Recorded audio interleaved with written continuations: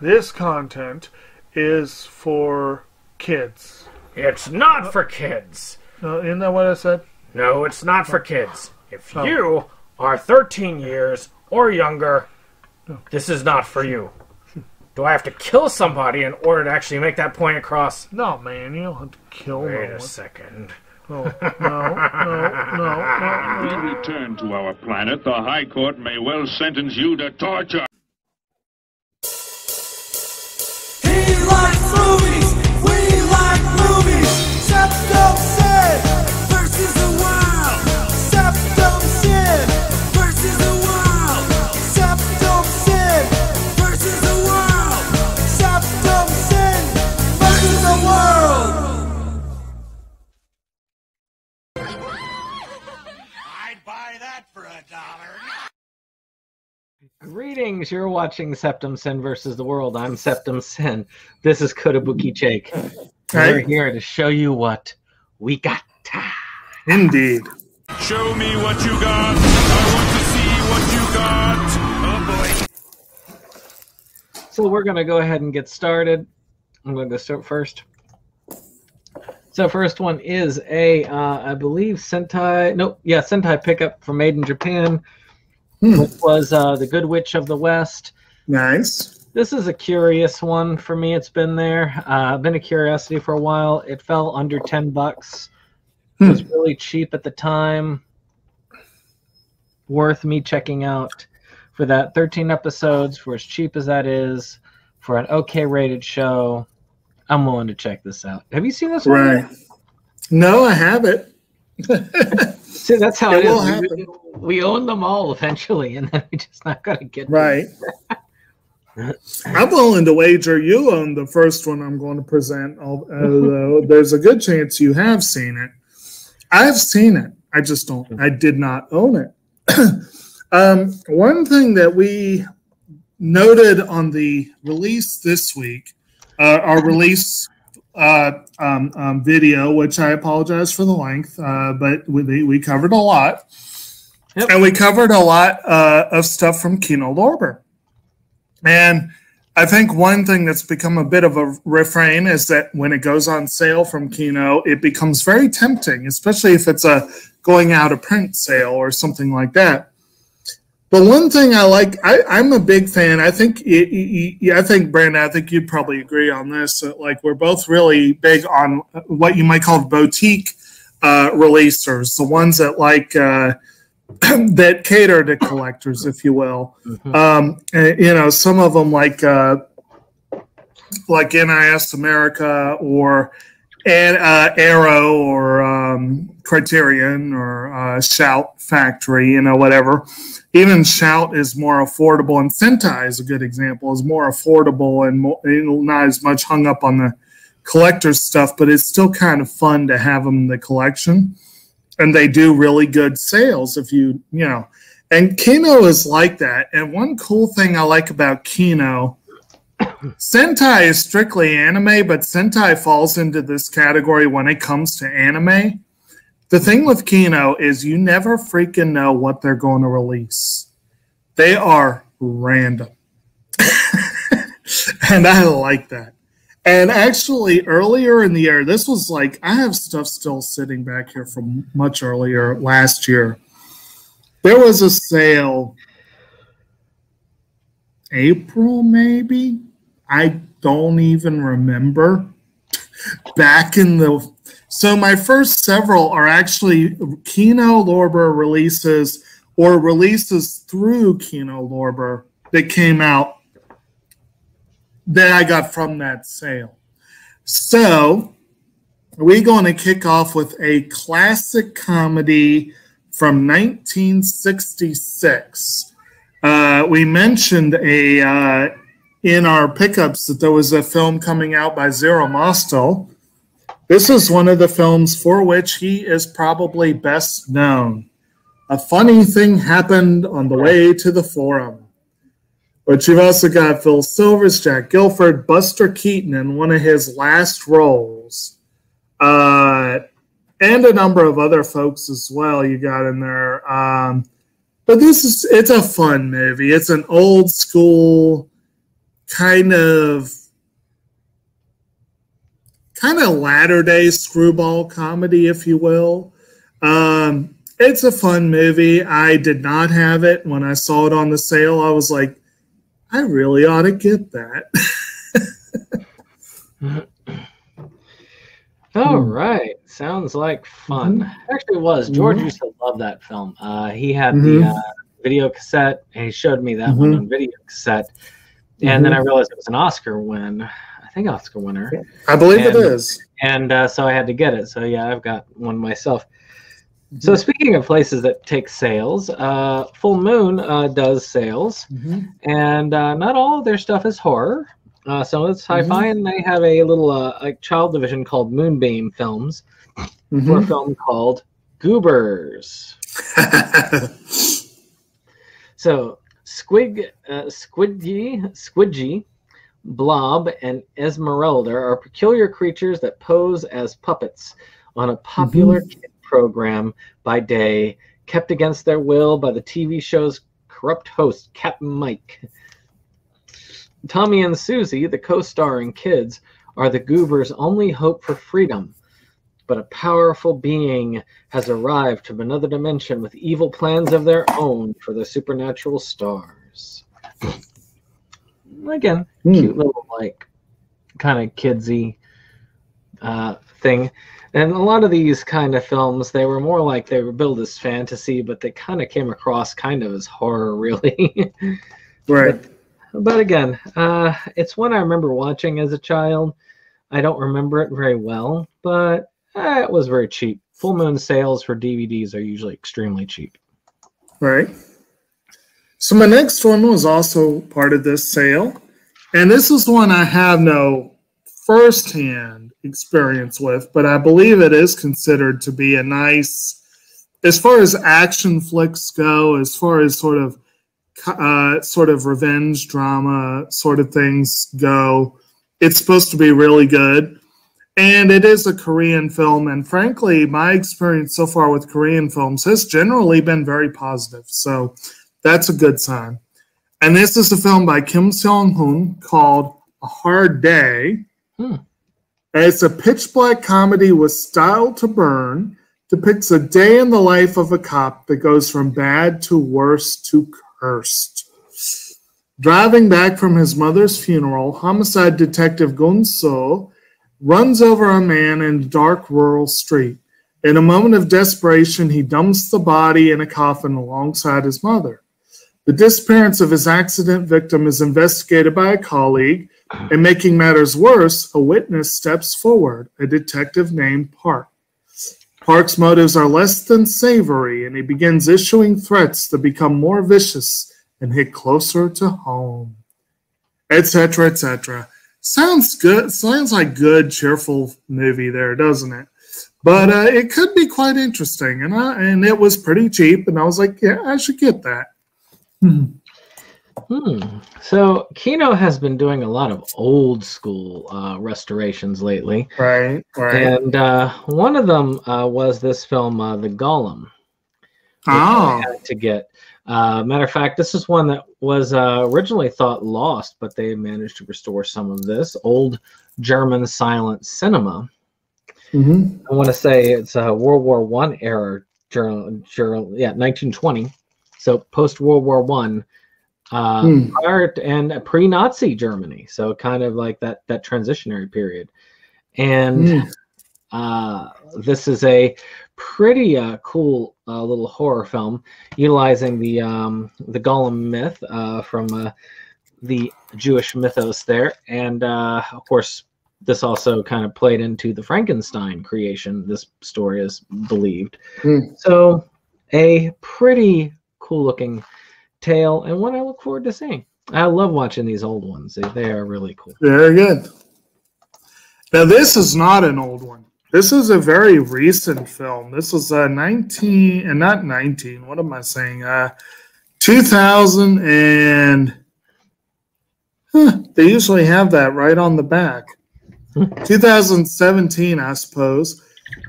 This was actually an Oscar nominee that I did not get to watch because I did not have access to it. and for whatever reason, they never got it at the library, but is an Oscar nominee for a documentary feature called Fire at Sea. Ah, cool. Which is, it's a film about the Mediterranean refugee crisis, basically. Did you see this one? I've heard of it, but I did not see it. Yeah. Well, of course you heard about it. It's an Oscar nominee. But Yeah, exactly. it is a film that I would have had to get eventually because it's an Oscar nominee. But also that is a subject that I'm curious to learn more about. And I have heard that it is a phenomenal documentary, and I enjoy phenomenal documentary. Well, enjoy is not always the right word for it, but I learn from them. So, and it's always good to get hold of those for the collection. So had to jump on that. Now, one of these would definitely have been considered potential meh, but since I got it at the Dollar Tree, it's there you go. So that would be Going in Style. I looked at this. Oh, that was a fun movie. Yep, Morgan Freeman, Michael Caine, Alan Arkin. So pretty good cast there. All the old people like that movie. So, again, I've seen a lot of these where you've got these older actors going into retirement kind of comedies. Right. Las Vegas, a couple of others like that. And this seems like it's in that vein. I look forward to seeing it. I mean, I liked Las Vegas. It was a really good movie. So this one probably. Did you go to the movies when that was out? Not for this. I know. I'm serious. The theater was full of old people. I didn't go to see that, but I was going to see other movies when that was big. And but I did eventually see it, and it was fun. But anyway, next up, those people were probably young people when this movie came out. This is a movie from 1961 that also a Kino released, and this is another one that is very much so, like even more than A Funny Thing Happened. This is a classic film that I don't know why I didn't have it. But when I had an opportunity to get it from Kino really cheap, I had to do it. And then I forgot that I did, and I almost ordered it on eBay afterwards, and then I realized, wait a minute, I already have it. So that's how long it was sitting in the pile. But this is the classic film, which has since been remade, called Judgment at Nuremberg. Good one. Which features Spencer Tracy, Burt Lancaster, Richard Widmark, Marlene Dietrich, Judy Garland, Maximilian Schell, Montgomery Clift, and a young William Shatner. That's a cast there. And it does have a few special features, which is better than typical for a Kino release. But it's just a nice looking addition, and I'm very glad to finally have that. I need to revisit this eventually, but it's nice to have it. I have it in a collection with 12 Angry Men, and I can't remember what the other one is, but it's a nice collection. It's like one of those like Oscar-winning collections or whatnot. I can't remember. So this one is not necessarily an Oscar winner, but it is one that we were covering on Inside Movies Galore, so I had to get a hold of it. And that is Godzilla King of the Monsters, which was conveniently on sale for Black Friday pretty cheap. So it was nice to get it. This actually has some very, very beautiful special effects. With this newer iteration of Godzilla. People are conflicted with it, I've seen, but I thought it was pretty good. The battles were pretty good. Yeah. It was an impressive movie overall and improved upon the issues for the lead-up film. So I would say if you like Godzilla, you should check this one out. That was a good movie, definitely. Next up, a film that came out about the same time, I think. This was a 2019 release. So, yeah, I think it was the same year. There were several films about that time, I think from that year. There were several films that were documentaries about a specific individual. And some of them were really excellent and some of them not so much. And One of them that was really excellent, Kino did back the physical release of it, and it went on sale, and I had to jump on it because this is someone whose music I grew up on, and I have always been a big fan of this individual's work, and the film was very well made and very entertaining, and especially if you enjoy great music. And that is the film Linda Ronstadt, The Sound of My Voice, which I believe, well, I know I talked about on this channel. It made my movie list for that year in a couple of ways, but really solid film. This is a great documentary. I love a good rock doc, and this is one of the better ones in recent memory. And just generally, it's a good tribute to this particular individual's body of work, basically. All right. So this next one is one we didn't cover in Inside Movies Galore, and it actually surprises me that we didn't because Dave usually is much more harsh about these things. But that is the predecessor to Godzilla King of the Monsters, Godzilla. That's true. Which, this was an insanely cheap one. I got it for less than $5. And it was a pretty good Godzilla film. I like how it sets up basically this character that's going on. I thought that this could have benefited from better lighting because it was very dark in parts. But still, all things being considered, it was a pretty decent film. I enjoyed it decent enough. You like Godzilla? I'd say this one would be good if you like King of the Monsters, so that you got more of a background on it. I would say Kong Skull Island also, because that's a part of that same universe. Well, we got Godzilla versus Kong coming out this year, don't we? Yeah, we do. Good times. I know we'll be covering that on the channel eventually. But, you know, we do need to hit Kong Skull Island, just in general. We should. But next up, I feel like I've heard this mentioned in discussion because I want to say Dane brought it up. I could be wrong. I could be confusing this with Pain and Gain, as you like to do so much with certain movies.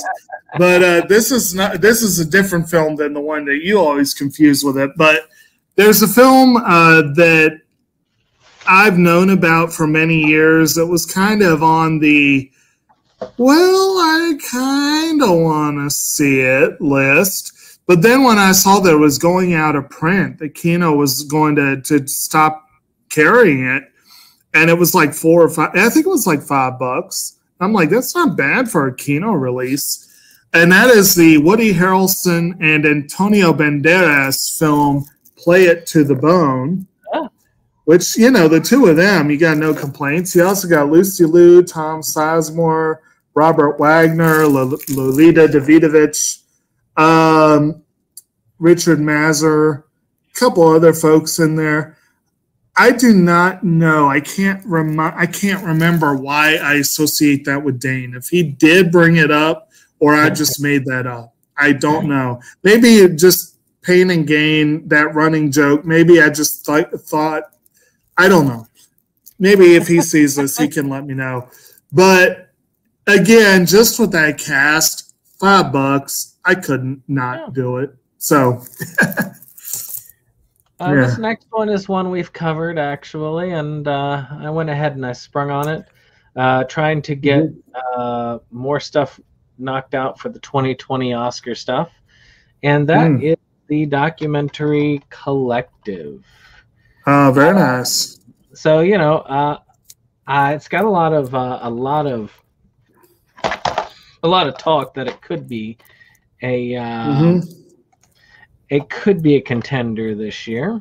Right. So it's one that I had to check out. It had to follow up the a fire in Romania and the failure of the Romanian healthcare system to deal with the fallout. So kind of dry, not gonna lie, but still poignant documentary, especially considering our own healthcare system could be considered lacking in many aspects. And it'll become a must-own if it becomes like Honeyland, one of the very, very, very, very few films nominated for documentary and foreign feature or international film. As we have a couple. We have a couple this year. That could meet that. A couple, yeah, potentially. Collective is the strongest of the bunch in likelihood. So next up, we have a mini theme. This is the last of the ones from that particular sale. But I actually also have another Kino Lorber one that I bought individually off of eBay at almost the same time. And they have a theme, and that is the star of their film. This is a Dustin Hoffman film with the, you know, in the last video I complained about the length of the titles of certain anime. It's such a rarity in American films that it tends to be much more amusing. But, you know, it's overdone in anime, you know. But this one is a Dustin Hoffman film from 1971 with the very lengthy title of Who is Harry Kellerman and Why is he saying those terrible things about me? And this is a film that apparently was nominated for an Oscar for supporting actress for Barbara Harris. And the cast also includes Jack Warden and Dom DeLuise. So you got Jack Warden, Dom DeLuise, and Dustin Hoffman in a film together. I'm there already. I want to see this. It just sounded fun. And I think this one was also going out of print. So it was like dirt cheap. So I was like, yeah, why not? I want that. All right, let's see. So this next one is a bigger one for me, probably one of my biggest that I've got here to present. And this is one I got on a whim because it got put down on a very brief, like an hour-long sale, where they dropped it below $100. Whoa! And that is an Amazon exclusive, Black Clover set that contains season 1 and 2 and a nice like special edition stuff with a boatload of special features, over 11 hours worth of special features. Now is that supposed to be a space for season 3? I don't know what they want to do with this. It could be, but I just don't think so because of the size of season 1 and 2. Yeah, that's true. But you know, that's 100 episodes. That's not a bad price for 100 episodes. No. And this is a series that more and more people are saying is a must check out. It's a big one. So hefty, big boy. Very nice. Nice to be able to have it. Okay. So my next up, as I mentioned, co-stars Dustin Hoffman. Like I said, this was an eBay pickup. I believe, if I remember correctly, the vendor had a whole bunch of stuff I was bidding on, and this ended up being like the one thing that I got. But you will recognize the name of the screenwriter, Tom Stoppard. That's a interesting name there. And this is a film that I don't think I'd ever heard of before, but, you know, written by Tom Stoppard, directed by Robert Benton, starring Dustin Hoffman, Nicole Kidman, and Lauren Dean. It's called Billy Bathgate. You ever hear of this one? Nope. It's an action-packed gangster epic from the guy who wrote the 15-Minute Hamlet and Rosencrantz and Guildenstern Are Dead, about the rise and fall of notorious mobster Dutch Schultz. And it's told through the eyes of his protege, Billy Bathgate, who's played by Lauren Dean. And in addition to Hoffman, Kidman, and Dean, you've also got a cast that includes Bruce Willis, Steve Buscemi, and Stanley Tucci. So that sounds pretty cool. And I got it cheap. I don't remember what it was, but I think it was like $5 or $6, which for a Kino release is pretty good. So I'm happy to have that, and I'm good to it one day. Yeah. Well, I'm going to wrap up my last two with comic pickups. I've been doing a lot of comic pickups lately. Not as much as I used to in the past, but used to be into comics like I am now with DVDs. Not so much now. But I went ahead and I got this because it was with this order, which is a Dark Horse release. Empowered Sister Spooky's High School Hell. Nice. Now I think about it, Empowered is probably one that wouldn't actually. Adam Warren wouldn't do well in today's just in general. I don't know. Oh, it ain't gone.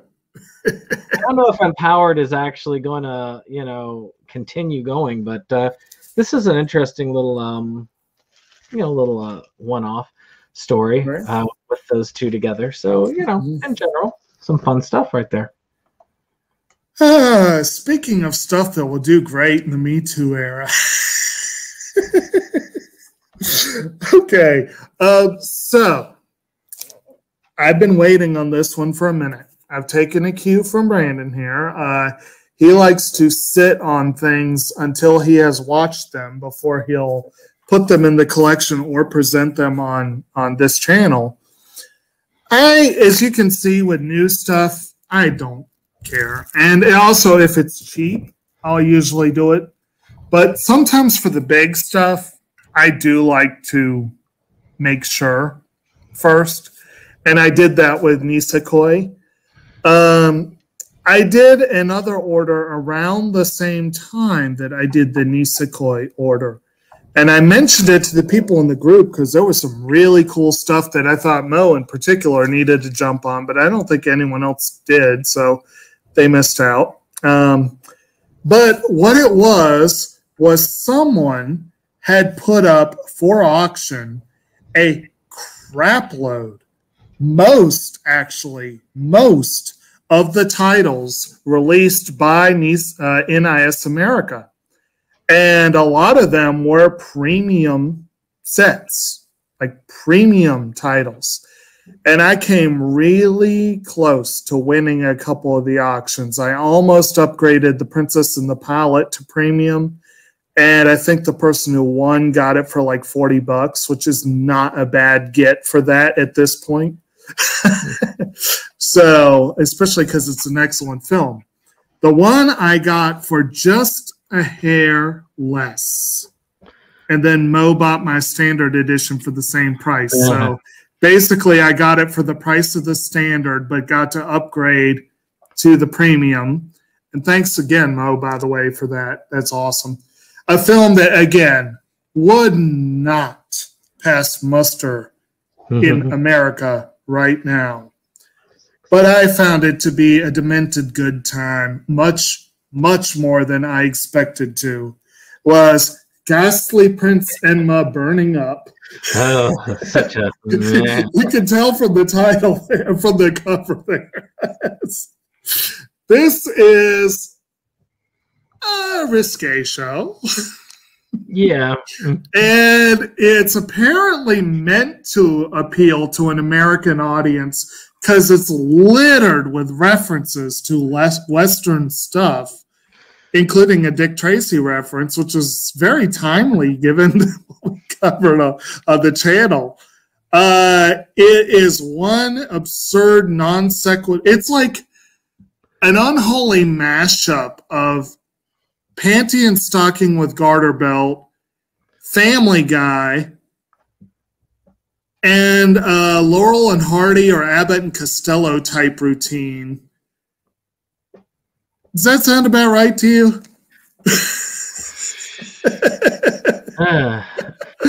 But it's actually fun.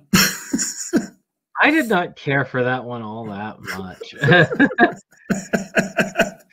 But you got to admit, it's a nice looking set. It is a nice set, yes. That is a nice looking, old school. This was before they went to the thick boxes. But yeah, so I managed to snag that on premium. I had thought that ship had sailed. And you can see it looks brand new, too. They definitely were nice. Yeah. Sometimes they come in damaged. Right. Well, my last pickup is a catch-up. You know, it's weird. It's been a while since I bought anything in this series. Yet only 2 volumes of this series have come out since I was like last collected, and that's Empowered, Volume 10. As I said before, not necessarily one that would hold up currently. And Volume 11. Okay. Now, Adam Warren has apparently said that there will be a Volume 12. I debate that, whether that will happen or not, but we'll see. It takes a long time. He almost releases a volume a year of this series these days. It used to release a lot more quickly, but I feel like it was like 6 or 7 or 8 or 9 years ago that you lent me a couple to read. It was a while back. Yeah, it's been a while. I mean, he used to release a few, like 3 or 4 a year, and now it's been like once a year, maybe more than that. So yeah, but it's a fun little tongue-in-cheek superhero comic. I really enjoy it, and I have now all that's been released currently. I need to reread it to catch up because I have to remember. There's a lot of nuances with her super suit. Essentially, Empowered is this female superhero who discovered this. Well, she discovered this suit that makes her super strong, and she can fire energy projectiles. But the problem is, it's not very durable at all. And as the suit tears up, she loses her powers. And comes across as a pretty pathetic superhero. But as time goes on, you learn some extra stuff, and you find out a little bit more about the suit. And this issue, I know that they're fighting Willie Pete, which is one of the most dangerous supervillains. He skull fucks people to death, which is lovely. Yeah, is not a nice way to go about it, but you know, I guess is how it goes. Okay. So I mentioned with this one that it's a nice looking set, but if you look at it, that's a pretty good indication of the art overall. You can see it's got a very cartoony vibe to it, which is even weirder given how dirty the show is. But and when I saw the preview for it, I was like, what the NIS released that? And I just wasn't really feeling it, which is one reason why I didn't get the premium when it came out, and it took so long to get it and to watch it. I watched these when I did because they were used. But the funny thing is the previews on this collection were for Bunny Drop and Anohana, and it was like 2 of the classiest shows they've done. Yes.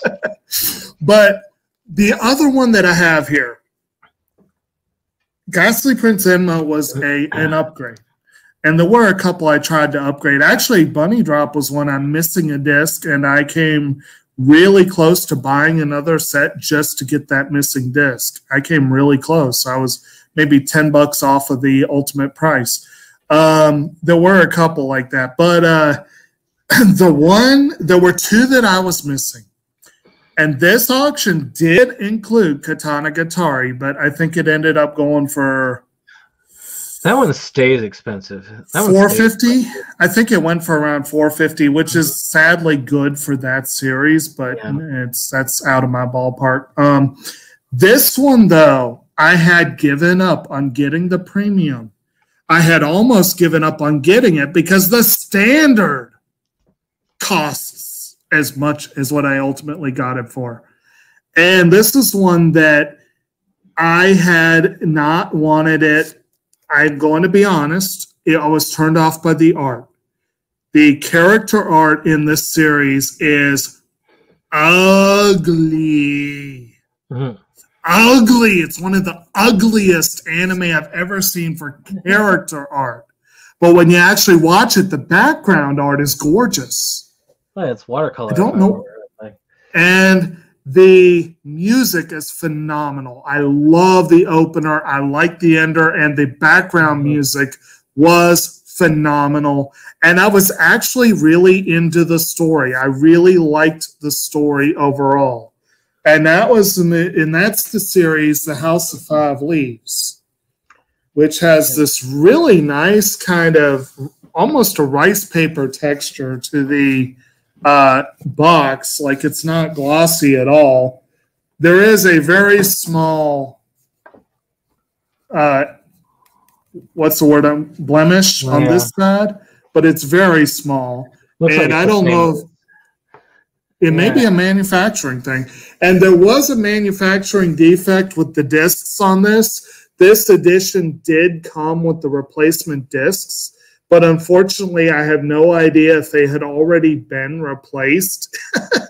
They were both there, like they were replacement and original. And I just played what was in the case, and I thought it played fine. So maybe I played the original discs and got lucky, and if I ever play the others, I'll be blown away by the difference, or I don't know.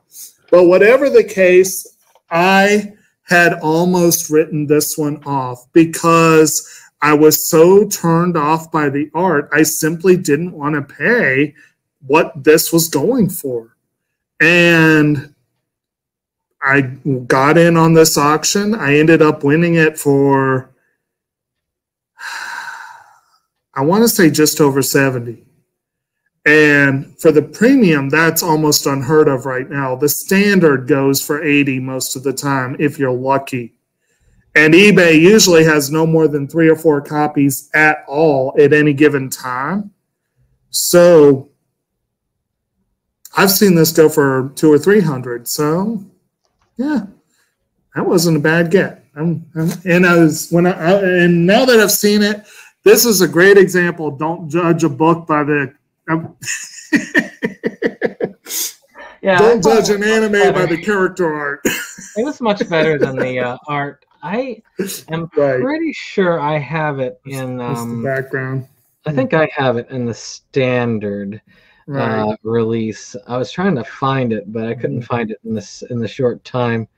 It's the matte finish. It's probably the same as like Friends. I didn't even open these up. This is like, it comes with this really nice, hardcover book. The thin packs. The other ones set up the same way. All the old school ones were like this. The newer ones, of course, have shorter, fatter books and shorter, fatter boxes, but it's the same thing. NIS makes gorgeous collections. I really wish they would get back to it. Yes, indeed, indeed. Yep. Well, I guess that's it. I hope you've enjoyed this. If you did, click that like button, hit that subscribe, and of course, have a good day. All right. See you on the next one. Goodbye. Bye.